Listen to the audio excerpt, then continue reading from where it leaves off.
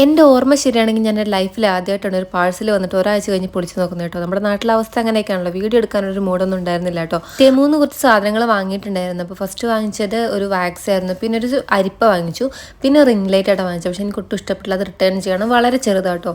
പിന്നെ ഒരു white curtain വാങ്ങിച്ചു. പിന്നെ നമ്മൾ ജീൻസിനൊക്കെ ഇങ്ങനെ ടൈറ്റ് ആക്കി വെക്കില്ലേ, ലൂസായ ജീൻസൊക്കെ, അതിന് വേണ്ടിയൊരു സാധനമായിരുന്നു. പിന്നെ മെഷറിംഗ് കപ്സും സ്പൂൺസും കാര്യങ്ങളൊക്കെ, കേക്കൊക്കെ ഉണ്ടാക്കുമ്പോൾ നമുക്ക് ഭയങ്കര ബുദ്ധിമുട്ടാണ് അളവറിയാഞ്ഞിട്ട്, അങ്ങനെ അതെണ്ണം വാങ്ങിച്ചു, നല്ലതാട്ടോ. പിന്നെ ഒരു ടീഷർട്ട് വാങ്ങിച്ചു, ഇതുകൊണ്ടോ ഭയങ്കര എനിക്ക് എന്നെപ്പോലെ രണ്ടാൾക്ക് കയറാം. സോ അതും നമുക്ക് തിരിച്ചു കൊടുക്കാൻ പോവാണ്. പിന്നെ ഇതാണ് കോമഡി, ഞാനൊരു കേക്ക് ഉണ്ടാക്കാൻ വേണ്ടിയിട്ട് ഒരു ബേസ് വാങ്ങിച്ചതാണ്, ചെറുത് ഉദ്ദേശിച്ചത് എയർ ഫ്രൈറിൽ വെക്കാൻ. പക്ഷേ ഇത് ഭയങ്കര ചിരട്ട് പോലെ ആയിപ്പോയി.